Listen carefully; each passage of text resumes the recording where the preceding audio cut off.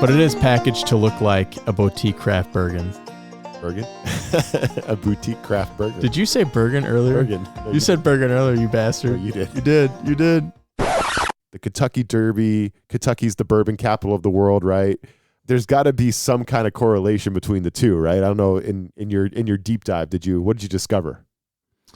I mean, not a ton, to be honest. Yeah. On that realm, on the that realm, the bourbon and the Durban. Yeah, the bourbon and the Durban. Lots of Durban racing. Tyler Durden.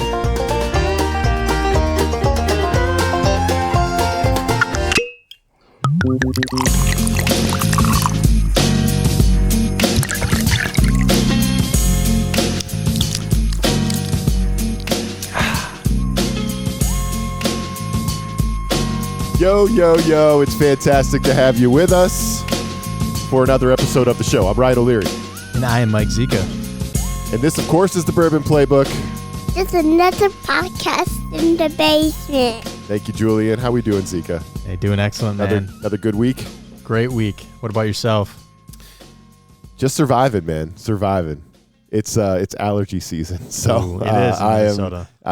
We talk about getting put in the body bag from the bourbon. I'm already in the body bag from like the allergies, the Benadryl, all the other crap, like eyes swollen, itchy, just looking like a hot mess over here. But, we're going to power through. We're going back to the Prohibition era. I was just going to say, man, hey, back in the day, you get your doctor's prescription. They might actually recommend this over Benadryl. Absolutely. So you're in good hands tonight. Hopefully the brown juice can help with the allergies and the Celtics blowing 20-point leads every single game of the NBA playoffs, it seems, to the Knickerbockers. But ooh, what are you gonna say? But speaking of the brown juice, quick shout out to Alexa. She picked this week's bottle for us, Zika. She picked it out for us. She got it at Total Wine. She actually gave it to us during a little friends gathering we had last month for our joint birthdays. So super thankful for Alexa. She's kind of a super fan of the pod. She listens every week. She shouts it out on Instagram. She shares the show on Instagram. So just super thankful for her. And she picked out a cool little bottle with a horse on it. There's a nice horse on the bottle. It's kind of perfect for the week after the Kentucky Derby, right? We're in the middle of like horse racing season. Yeah, where horse racing comes out of nowhere and then takes over for a little while. You got the Derby, the Preakness, and the Belmont Stakes, and the big races. So we thought this would be a fun time to break this one out. Zika, what are we covering this week on the pod? Give us a little preview, will you? Absolutely. First off, Lex, we appreciate you. This is going to be a fantastic pour. I'm excited to cover this. This week, we are actually going to be covering a bottle that's as bold as a tush push on 4th and 1. Chestnut Farms single barrel bourbon. So it's not just the regular version. We're talking barrel strength. So 125 proof, mouth on fire, straight from Barton 1792 in Bardstown. So it's going to be pretty rich, intense, and I think it's going to be a hitter, man. So I'm excited. It smells good on the nose. We just popped it earlier before the pod, and I'm excited to dive in, especially after reading some of the reviews. Yeah, we have not ripped it yet. So this is a fresh bottle. I just opened it a couple hours ago. So it's gonna be hot and spicy. But again, really cool bottle. Came in a special case. A cool little box that it came in. So it seems like a big deal bourbon. So we'll get into it in a little bit more detail here coming up next. But we've been in a good flow of joint pours, for what made us need a bourbon. That's been a staple of the show since we began. Last August we started recording. Crazy. It's been almost a year. We're on episode 25. Yes. Congratulations, Zika. We made it. Yeah, we did. Thanks to all the listeners for supporting us and keeping us going each and every week. And we keep schlepping down here and drinking all the time, and the wives keep letting us do it. So it's a win-win. Here we are. So we'll take our medicine once more this week. But we've been doing these joint pour outs, and I think the Kentucky Derby, we mentioned it. We got Chestnut Farms, we got the horse on the bottle. We got Sovereignty, just won the Derby. So let's talk Derby, right? I think it's a super fun event for those of us who have toddlers like myself. I think it's 2 minutes long, action packed. It has horsies and it has mud, right? I mean, it's like a toddler's dream. It's like the perfect length. It's like and bourbon. And it's in the bourbon, that Mecca, the bourbon Mecca, Kentucky, right? So for me, I have a 3.5-year-old boy, so there couldn't. It's a sporting event made in heaven. Like it's like, hey, Jules, let's get in front of this. Let's get in front of the TV. Just give me 2 minutes of your time, right? And then he's in. He wants to watch it again, So that's kind of my experience with the Derby. It's just like something fun to do for a couple minutes and you get on with your life, right? It doesn't take up much time for me. Not something I follow all that closely. What about you? Yeah, I'd say same, man. When I look at the Kentucky Derby, there's so much history and nostalgia behind it.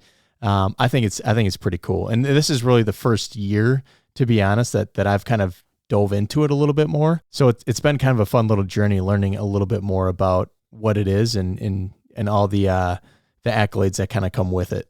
I just feel like the Derby and bourbon, you kind of mentioned it there, right? Like the Kentucky Derby, Kentucky's the bourbon capital of the world, right?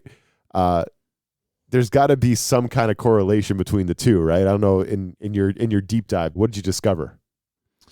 I mean, on the bourbon aspect, Woodford Reserve has been sponsoring it for several years now. But it kind of goes hand in hand with a lot of the distilleries there. I mean, there's a lot of dumb money, like FU money in that area of Kentucky. I would imagine the trail is just crazy during Derby weekend. Nuts, right? It's got to be. Yeah. Yeah, looking at the race in general, this past weekend, the 151st Kentucky Derby, from what I realized, just kind of diving into this for the first time, it wasn't just a race. It was truly like a family reunion if you were into the Derby, right? So every single horse in the field was a descendant of the legendary Secretariat, who's the 1973 Triple Crown winner. And if you don't know, now you know, as they say, because this horse was, the Michael Jordan and Tiger Woods of sports, right? Like it's unbelievable. And I'll go into some details about that. But my personal story is I came home from work and Liz is watching this Race for the Crown on Netflix, right? So, I figured I'd sit down a minute, finish some dinner, whatever, pass some time. And then like 4 episodes later, I'm emotionally invested in this horse named Sovereignty. And I'm like yelling at the screen, like it's the Super Bowl. Okay, maybe not that extensive, but like it was fairly interesting, and right? This is pre-Derby? This is actually post-Derby. Okay, so this is they're chronicling the horse that won? Correct. Okay. Correct. Got you. Yeah, in my opinion, Netflix is like officially the king of making literally any sport look epic at this point. Bringing you the finest in seldom seen sports from around the globe since 1999. If it's almost a sport, we've got it here. Hello, everybody, and welcome to this year's annual Las Vegas International Dodgeball Open, brought to you exclusively here on ESPN 8, The Ocho. Check it out. Again, Race for the Crown on Race Netflix. for the Crown. Again, my wife got me into this, and I sat down, started watching it, and she has some lineage too on her side of the family with Grandpa and Grandma Jenner racing back in the day. So it's definitely in our bloodline. When you say Jenner, it is those Jenners. There is a loose generational connection between your wife and the actual Jenners. Correct. So Liz's great grandpa and grandma, her sister is Bruce Jenner's great grandma and grandpa. So yeah, it's kind of a crazy tie there. Wild. It is. It's absolutely wild. Yeah, we got some cool black and white photos from the winner's circle back in the day hanging on our wall. You've seen them. Yeah, no, it's a cool little setup you guys got. Yeah, it's pretty dope. It's really cool. But anyway, so to kind of wrap it up, it's crazy how good the producers can flip something, behind the scenes for the casual viewers and truly get that emotional connection, whether it's going in the winner's circle and understanding like the jockeys have their locker room. That's kind of like the boys' locker room, right? Like everybody's, high-fiving kind of in their jock straps and stuff like that.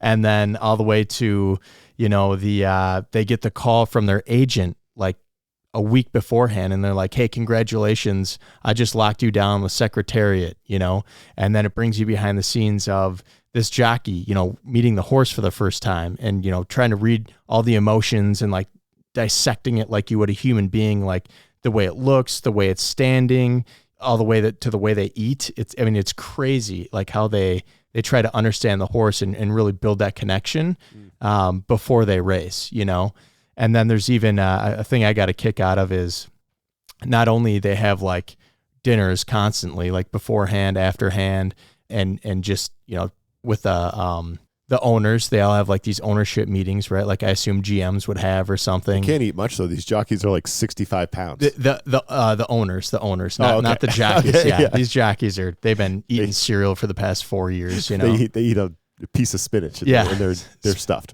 They're like worse than wrestlers. You know what I mean? They got little spitters all over the place. Yeah. Oh my God. And but it's funny because the one part that I got a kick out of was before the jockeys took center stage at the circle and got on their horses, the president, like Roger Goodell, coming out in the locker room before the Super Bowl with both teams. Oh, that'd be terrifying. And giving them like a pump up speech, like, gentlemen, today's the day where you get to jump on a horse and ride around like a monkey and go and shoot for the gold. The power is in your hands, your legs, your feet, your vision. Go get them, boys. It was like the most ridiculous thing that I've ever seen.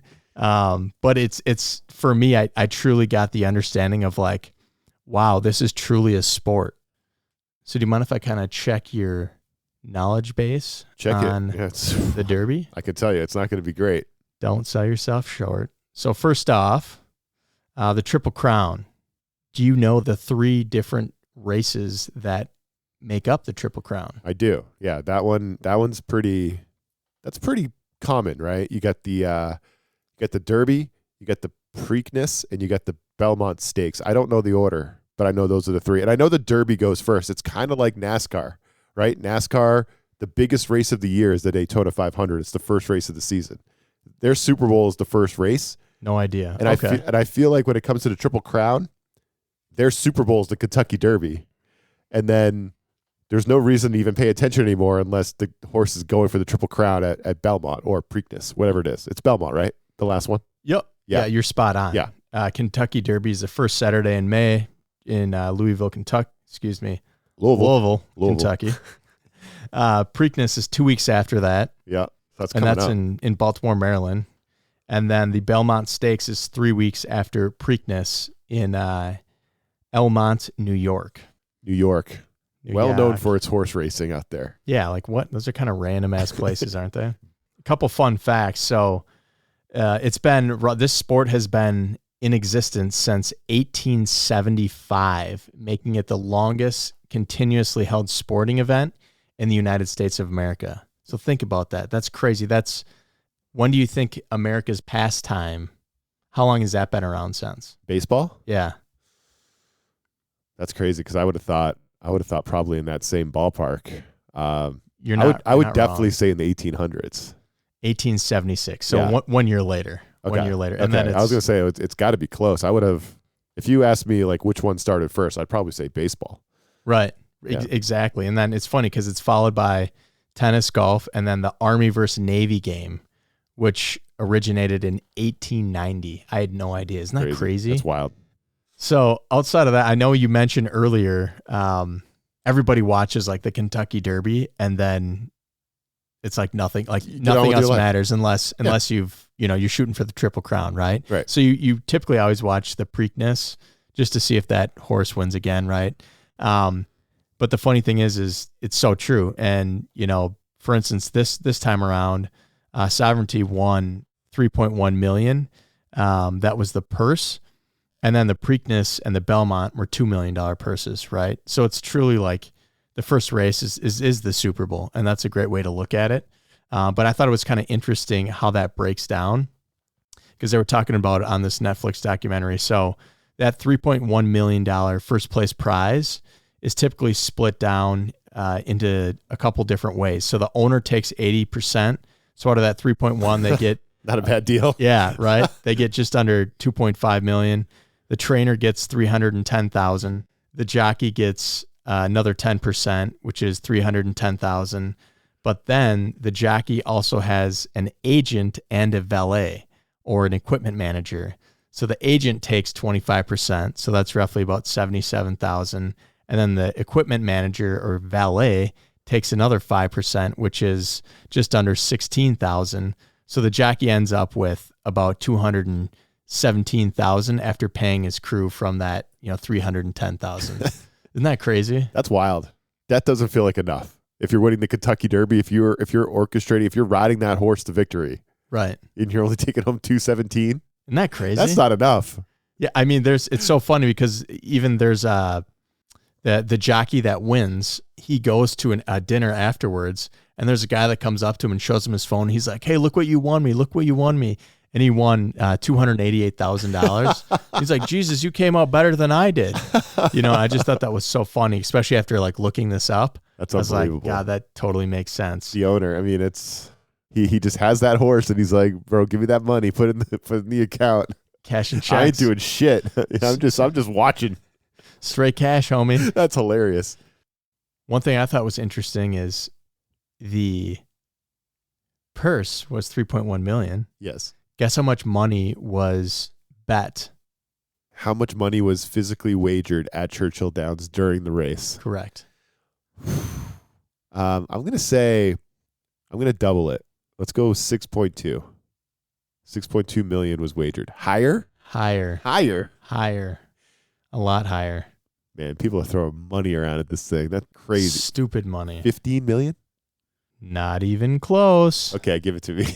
$200 million. $200 million. $200 million. Oh, I wasn't even close. Isn't that crazy, dude? $200 million. That's just a lot of million. Good God. And the winning jockey gets $217K. Yeah. What? After paying the crew. That just does not make any sense. Dude, unreal. That's wild. Unreal. Yeah. But enough about the money. I also did want to talk about the bloodline, right? Because we brought this up.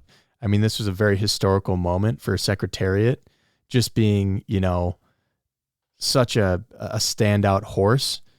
And I kind of want to dive into a little bit of his history. Typical, right? On the pod. And history just, lesson. Yeah. Get your pen and pencil. But no, I mean, he's got such a legacy, and I didn't realize it. All is like Secretariat. They have a movie, it's this fantastic horse that like annihilated everybody. So he's truly like the Michael Jordan of horse racing, with basically like a jet pack on him, right? So Secretariat was the 1793 Triple Crown winner. So again, he didn't just win Kentucky Derby, Preakness, and Belmont States. He truly annihilated these and still holds records today. So only 13 horses in history have won Triple Crowns. So Secretariat being the GOAT of that club in 1973, and most recently Justify in 2018. Secretariat still holds the fastest time ever at 1 minute and 59 seconds. So no horse since 1973 has ever broke 2 minutes. Absolutely nuts. Yep. So the infamous picture, you definitely take a peek or check it out on Google Machine if you haven't, but it won by 31 lengths at the Belmont Stakes. And to give you an idea, one length is roughly 6 to 8 feet. So it's like MJ dropping 80 in the finals and walking off before the buzzer, right? Yeah. Like it's unheard of. Like, this is ridiculous. And these, all three Triple Crown times are still standing records over 50 years later. GOAT status, man. And they even clocked him at 49 miles an hour, which I assume is really fast. I can't run that fast. So he was in the zone, that horse. Yeah. And probably the most interesting fact is that when Secretariat passed away, the autopsy revealed that his heart was twice the size of a normal horse's heart. And it was estimated roughly about 22 pounds. Okay. So that's bigger than my dog Remy. And the average thoroughbred heart is roughly about 8 to 10 pounds. I was going to say, it's almost like the Grinch when he gave Christmas back. Yeah. His heart grew 3 sizes. Yeah. Can you tell I have a 3-year-old? Yeah. He's obsessed with That's the Grinch. a great analogy, Ryan. Yeah. Thank you. Speaking of the Triple Crown, I mean, I know you said the last one was 2018. 2018, yep. So we're talking 7 years. And there's not going to be a Triple Crown this year because Sovereignty, the horse that won it, is not racing in the Preakness. And why is that? They're holding the horse back to save him for the Belmont Stakes. You know what I mean? They're going to give him a couple weeks off and then try to win that $2 million. Which to me now, like understanding the owner just won. How much did the owner get? Over $2 million? Just under 2.5. So like, we're not going to go for the Triple Crown, which is historic, right? And has barely been done. You said 13 horses? 13 horses. 13 horses have done it. None since 2018. If there's no injury with the horse, why aren't we going for history here? You know what I mean? He should be racing in the Preakness next week. And again, I look at it from two angles. When I think of sports, like it's always a business, right? At the end of the day, especially this behind the scenes, it's a business. Yeah, for sure. They're saving juice. Yeah, for Belmont. They think that gives them a better chance to win the $2 million at Belmont. So we're going to skip the Preakness. Yeah, that's probably best for the horse. That's probably best for everyone. Probably best for the owner. It's not best for the fans, though. We want to see history. We want to see him go. We want to see you put it on the line and go for it. That's sports. That would be more entertaining for me. I would actually be. I don't know if I would watch the Preakness, but if Sovereignty won the Preakness, I would be watching the Belmont. I would think that would be an event. That becomes an event. Not so much now. There's no Triple Crown. Who's watching the Belmont Stakes in New York on TV? No one.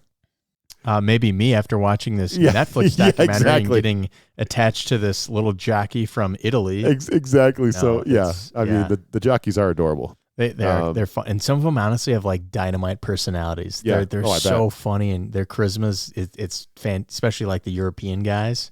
It's so funny to watch, man. It's hilarious. So bullet points on the Derby. Not a huge connection to the bourbon world, except for the Woodford being the sponsor, as you said up the top. And just being like location wise, right? Yeah. I mean, you're just in the bourbon mecca. So I'm sure the money that comes in with all these people, with all this money coming to the trail. I mean, I'm sure it's a booming time for the bourbon trail and the distilleries out there. Yeah. But there's that. It's the perfect sporting event though, for those of us with a toddler. 2-minute race, put it on. There's horsies, there's mud. It's the greatest thing ever. That'll hold their attention. And you money grabbing a-hole owners go for the Triple Crown. What's the matter with you? Those are our bullet points. Fair enough? It's a good summary. Pour it out. Pour it out to Sovereignty. I think that's the pour, right?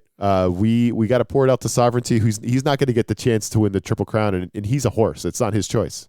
He's sad. He's thinking about apples right now. He would have showed up and raced. Exactly. And honestly, how about this? You pour it out to Sovereignty. I'll pour it out just because I'm an emotional guy and I got a big heart. I'm going to pour it out to Secretariat. Wasn't just good. He was a bourbon barrel-aged legend. They're in the stretch. Secretariat has opened a 22-length lead. He is going to be the Triple Crown winner. Here comes Secretariat to the wire. An unbelievable, an amazing performance. He hits the finish 25 lengths in front. It's going to be Twice-a-Prince second, My Gallant third, Private Smiles fourth, and Sham, who had it today, dropped back to fifth. An amazing, unbelievable performance by this miracle horse. And a big cheers to Pete Mealpass from Lakeville. Pete, thanks for keeping the barrel proof flowing and our recording sessions dangerously well lubricated. Yeah, start drinking early. Nice and rowdy. 4:15 game, though. A lot of time to get lubed up. Come out here and cheer for their home team. Just like TB12 said. Just like TB12. Get lubed up, get there early. Yeah, we appreciate it, Pete. Thanks for the donations. And Zika, how can folks listening, if they want to, donate to the fund, we always appreciate it. Also, obviously, subscribing, leaving a review, all that good stuff. How can people donate to the fund? It's as simple as a couple clicks, man. tbplaybook.com. Scroll to the bottom. Check it out. We got a lot of cool things on there, all the way from the story, our mission, a couple cocktails, and a little bit more about our day-to-day. So check it out again, tbplaybook.com. Today, we are covering Chestnut Farms single barrel, single strength.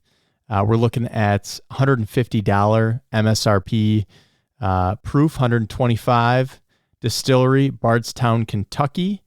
Produced actually by Barton 1792 Distillery. Body bag, yes. Check. Body bag, Check, please. Yeah. So looking at the bourbon accolades and bragging rights, there's actually no official medals yet. So we're taking a little back seat compared to Traveler's number 40. Yeah, Traveler was just raking it in. Yeah. So I'm very interested to see how this lines up against Traveler. I think you already like it better, just on the nose. Yes. You weren't very nice to Traveler Whiskey or Chris Stapleton last week. You know what? I apologize. Chris Stapleton, you're a great guy. I realize that you sing Tennessee Whiskey, which is, it's a banger, dude. Like, I don't even like country. You come out with a song like that, I respect you, hands down. Yeah. So I apologize, but at the same time, your palate sucks, buddy. You highly question his palate. Go back to grade school, bud. Stick to music. Me? What the fuck did I do to you, man? Seriously. Story time. Break out the pen and pencil, baby. Let's go. History time. All right. So Bardstown, Kentucky, the capital of bourbon. Bourbon capital of the world. But in a quiet corner of Barton Warehouse, barrels sit aging for a brand that plays the long game with a low profile. I feel like you went with the lower octave there. I liked it. I went forte on the piano. It's so good.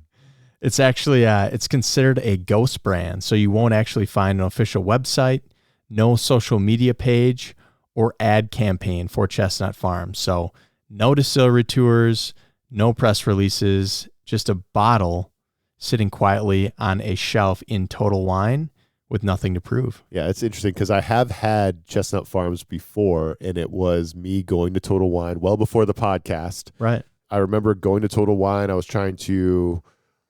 They have a decent craft beer selection too. So I was there mostly for the beer. Tried to grab some bourbons for the wife, and dude comes over. Hey, can I help you? What can I help you with? I'm like, I just want to sit here in silence. I don't want anyone to ever talk to me. And I'm like, yeah, sure, yeah, you can help me out. And he really pushed the Chestnut Farms on me, which now I know because you've said it in the past. They're going to sell you the Chestnut Farms. It's like a Total Wine thing. But it makes more sense now. That's their bourbon. I didn't realize that this was, exclusively a Total Wine pour. Like this bottle is at Total Wine, but you're not going to find it at the liquor store in the same plaza, or the plaza next door. You're not going to find Chestnut Farms in that one. You're spot on, Ryan. So kind of the moment of impact here for Chestnut Farms was when they launched in 2016 as a Total Wine exclusive. So it showed up like very quietly, no marketing fireworks, no celebrity backers. So I automatically kind of have a little bit of respect for this, right? It's not a sellout Chris Stapleton blended whiskey. It's just the guy. I mean, it's just the dudes at Total Wine trying to sell it to you. It is. It is. And as Alexa found out, they push hard. Yeah. So as you mentioned, you can only find it in Total Wine. If you go down the street, High Five Liquors, you're not going to find it. You go to Hy-Vee, not going to find it. Sam's Club, not going to find it. Total Wine exclusive, right? Okay. So at first the people, especially in the bourbon community, they're like, what is this? Is it like craft? They couldn't make out what it was. Is it like a private label filler? Like what's going on here? But then came the barrel strength release at the 125 proof, and suddenly like heads turned. So collectors were like, what is this, like Barton juice? What's going on? So one of their big things is like they're not trying to beat Buffalo Trace at their own game, but instead just really try to deliver this like bold, balanced, yet high proof bourbon with no ego like Buffalo Trace might have, right? So despite the name Chestnut Farms, there's actually no farm or chestnuts. You cheated on me? When I specifically asked you not to? No, I did not. And no horsies?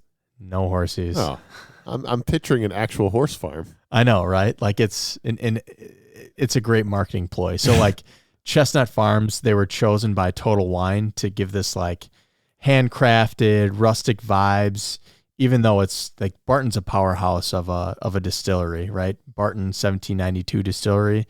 So it's like branding dressed in like a flannel or something, right? Yeah. So Chestnut Farms, it's a Spirit Direct brand, meaning it's exclusively developed and sold by Total Wine Spirits. So think of it as like Costco has like the Kirkland Signature bourbon. Yep. Or like Walmart has the Sam's Choice bourbon. Same concept, right? You can't get Kirkland Signature in Hy-Vee liquor or High Five liquor or whatever, you know? So that's an easy way to kind of think about it. Well, it's not carried by chains like Bevmo, Binny's, or Liquor Barn. It still feels kind of like this big box product because it's mass distributed within Total Wine's national footprint.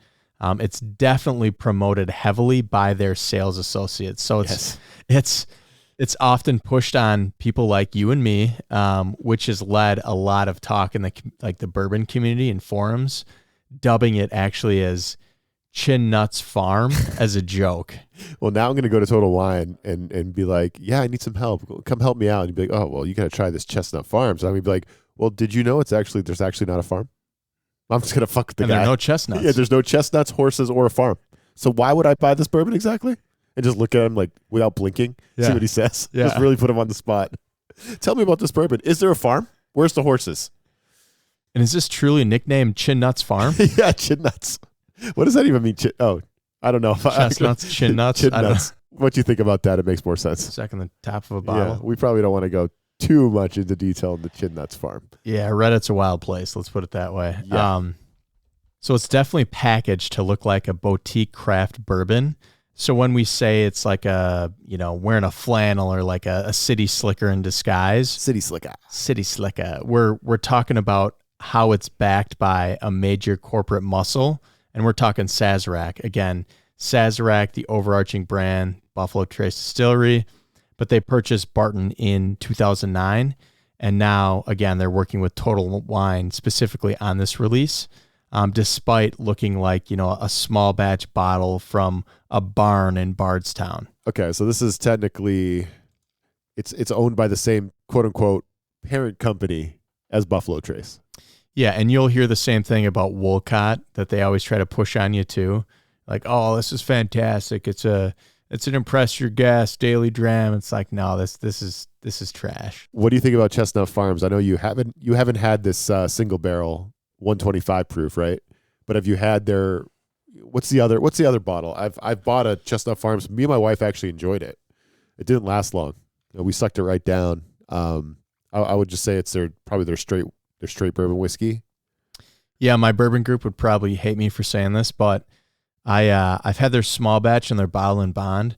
Their small batch is actually pretty good for I think $60. $60. That was the price point. So it was probably the small batch is the one I bought. It was solid. Yeah, it's not a terribly long finish, a little bit thin, but I still got a lot of like oak, vanilla, and some like sweeter notes of some types of dark cherries or something. Which when we popped this and I smelt it, very similar. Yeah. Except this one you can tell is a lot more hot. So sure.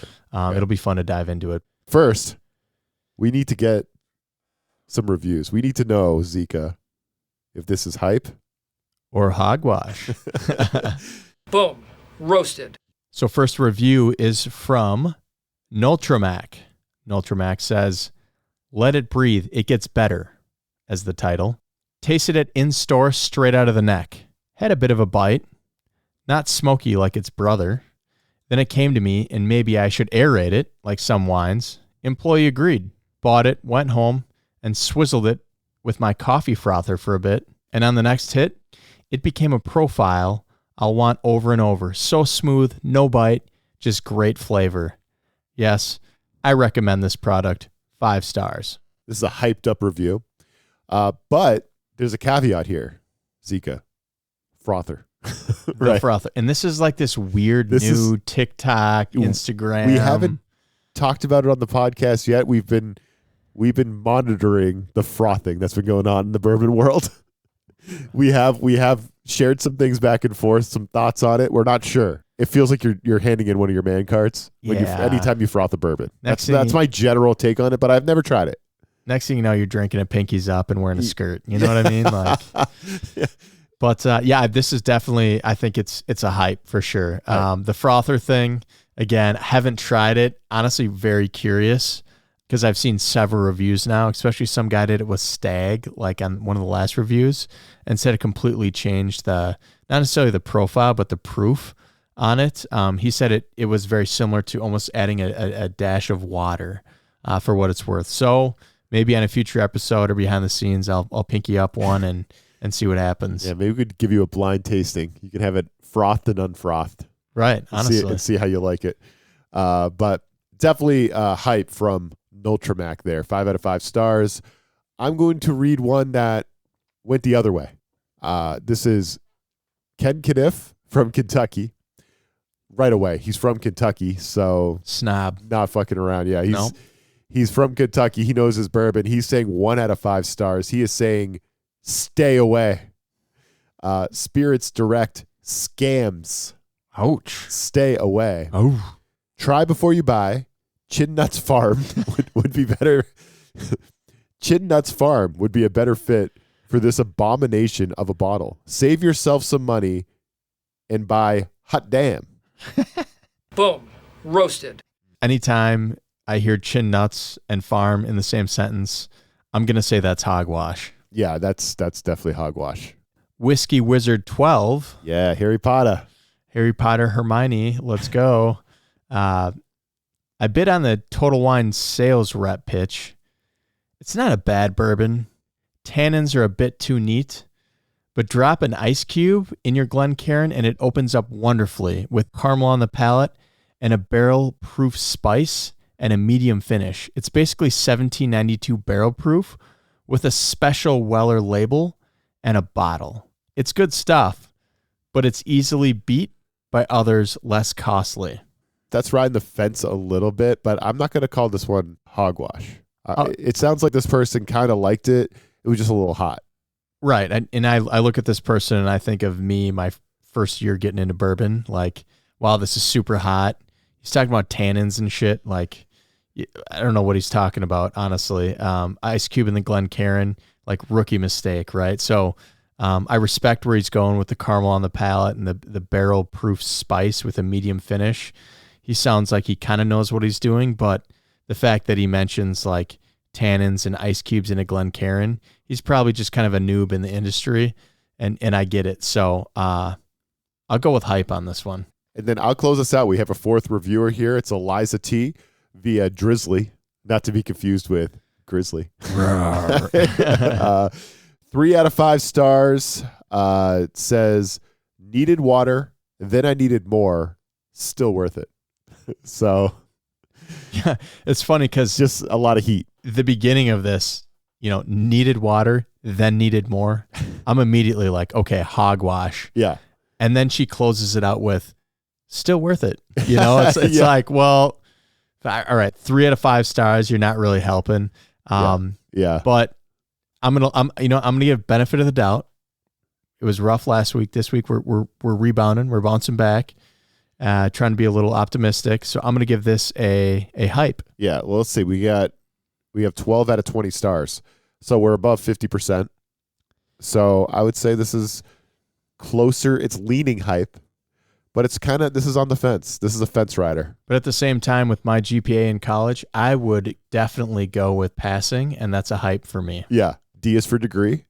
Yeah. I mean, this is above 50%. Like I said, I think coming in, and especially since we just opened the bottle today, I'm expecting it to be heavy ethanol, right? That's what I'm kind of worried about. That's what these reviews tell me, Zika. They're telling me that this was a very hot, maybe ethanol forward bourbon. So I'm hoping that doesn't steal the day from us today.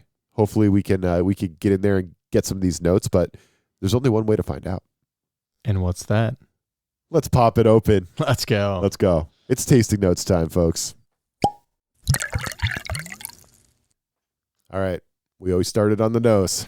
On the nose. Definitely packing some heat. Very hot. I think initially I have to take a step back before I kind of dive into it. But initially I'm getting a lot of kind of sweet oak, dark cherries, and even a little bit of like tobacco, possibly. Yeah, this is almost one where you want almost pull your nose out of the Glencairn a little bit, maybe on the tip. Correct. Because I'm really getting that cherry. Oak and cherry is probably the two biggest notes I'm picking up. Same. Which, cherry, oak, and spice. And I did see some reviews on the Total Wine website that said it was comparable to like a hot ER, Eagle Rare. And that's kind of what I'm kind of vibing with right now. I like this on the nose. It's delicious. On the nose, I think it's fantastic. If I didn't have so much snot in my nostrils right now, I'd probably be able, this is helping clear it out a little bit, so that's good. This is like Afrin for you. It's you know what I mean? It's going to help me sleep tonight. Oh, yeah. Oh, for sure. Might be sleeping for a while. On the nose, overripe stone fruit. There's some type of fruit flavor. I said cherry. You said dark fruit, right? I mean, any dark fruit I think is fine, but it says overripe stone fruit. So it's almost like that really fruit, like that sweet, fruity flavor, right? Like a ripe fruit, it's saying. That might be the case after this bottle breathes a little bit. It's probably still a little too hot right now to get the overripe stone fruit on the nose. Mm-hmm. Cacao powder. I'm not getting that. Are you getting any chocolatey notes?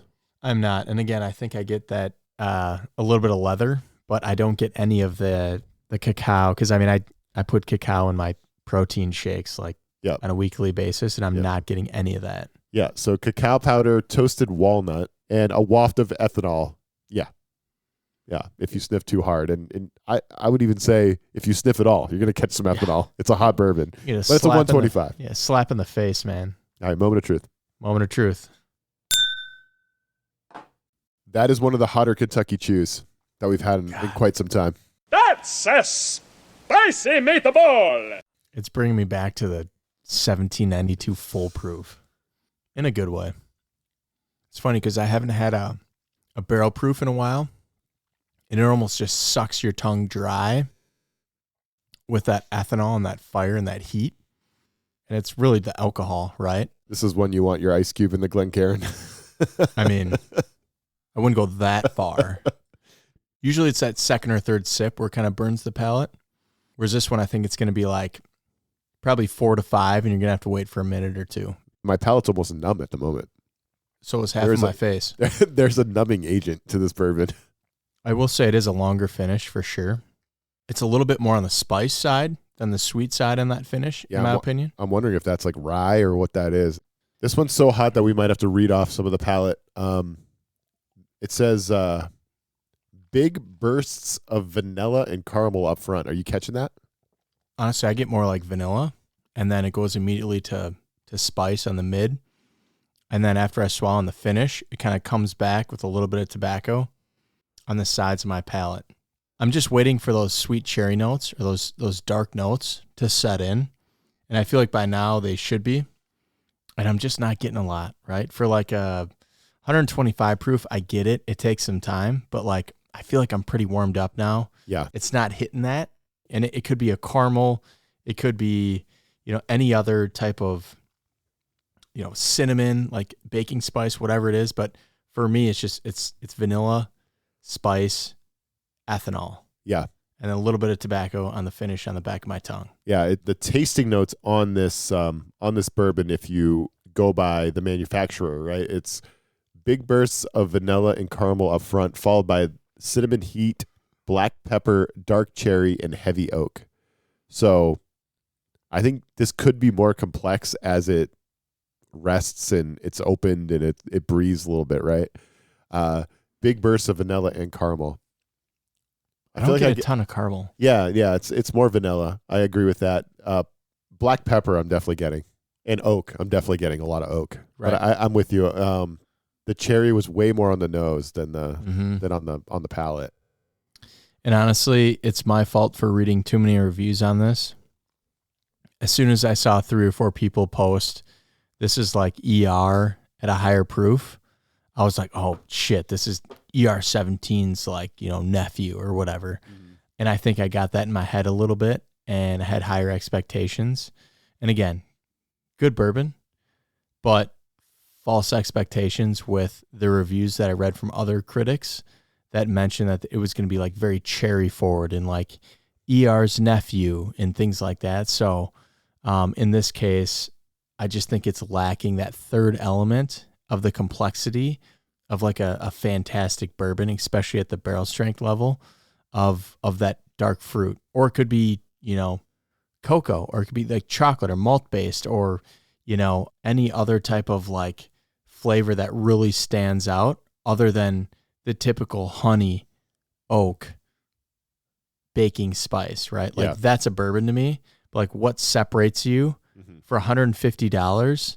Like what's the fourth and fifth element maybe that like comes and slaps you in the face and stays on that palate and finishes where you're like, ooh, I need to think about this one. There's like several things going on that I'm trying to pick apart right now. And I'm just not getting that with this bourbon. Yeah. It's supposed to be dark cherry. We're just not quite picking it up yet. No. All right, the finish. Would you call this a long finish? I would call it a long finish. When I think of a long finish, I think anything over 10 to 15 seconds. If after I swallow that first Kentucky chew, if it's still kind of lingering on my tongue for 10 to 15 seconds, that's a long finish for me. So looking at the mash bill, there's no official mash bill disclosed, but based on its lineage, it's most likely Barton's traditional mash bill, which is roughly about 75% corn, 15% rye, and 10% barley. So kind of same as that 1792 foolproof. So you're going to kind of get that familiar DNA with kind of a different suit. Ryan, what are your thoughts on that, bro? Yeah, it makes sense. It's I expected a high rye, so 15% is kind of right on the money. Yeah. For me with this. 10% barley makes sense too. It does go down nice and smooth.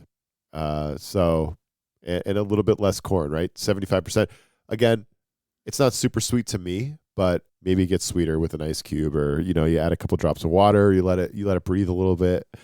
Maybe that sweetness will shine through, but overall solid. But yeah, not surprised at all to see 15% rye. That's kind of what I would guess, that kind of ballpark. 15% is kind of that mid, kind of leaning towards the higher side. Yeah. But the fact that that black pepper was so kind of in your face on the finish, I would really expect this to be more towards that 20%. And the barley, yeah, that makes sense. It's fairly smooth after the finish. Corn, very high. I get the sweetness on the front. But man, that rye, that spice, that baking spice takes over so quick on the mid to the finish. I just thought the rye would be a little bit more.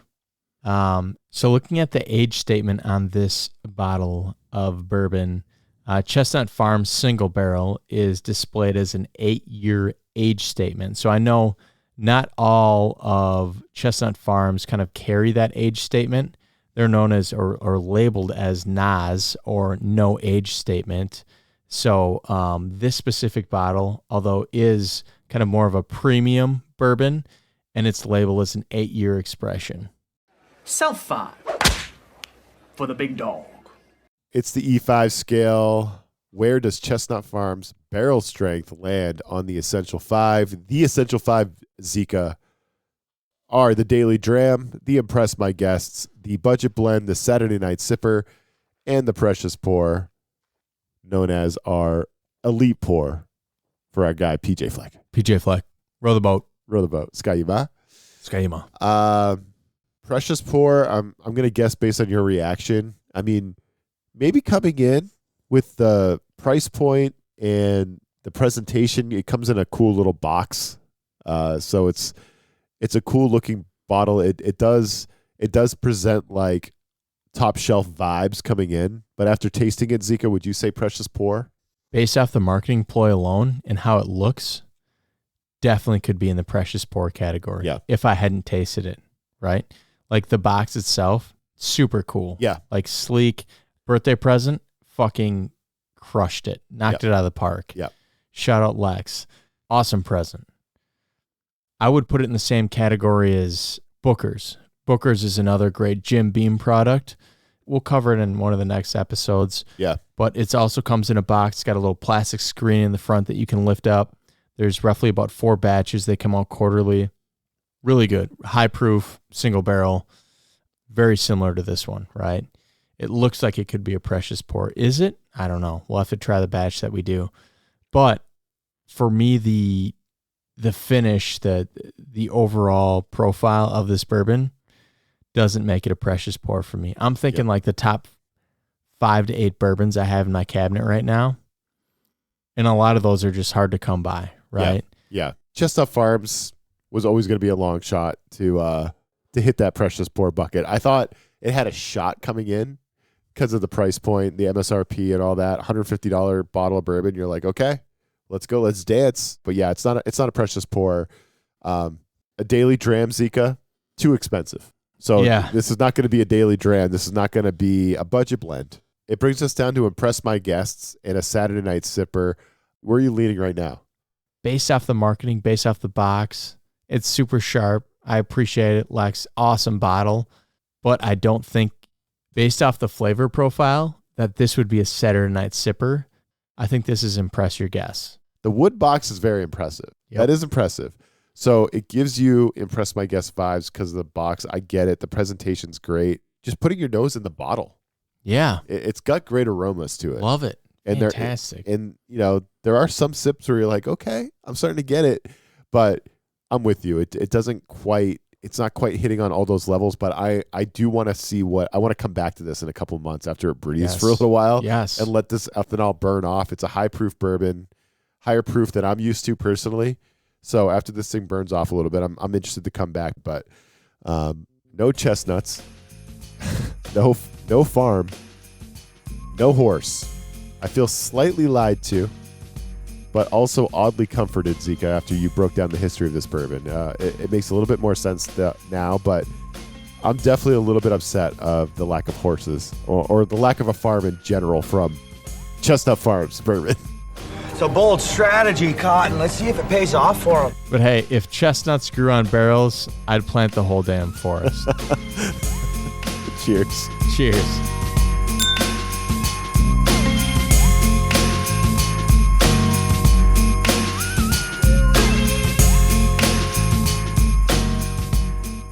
This was an RCO Audio production.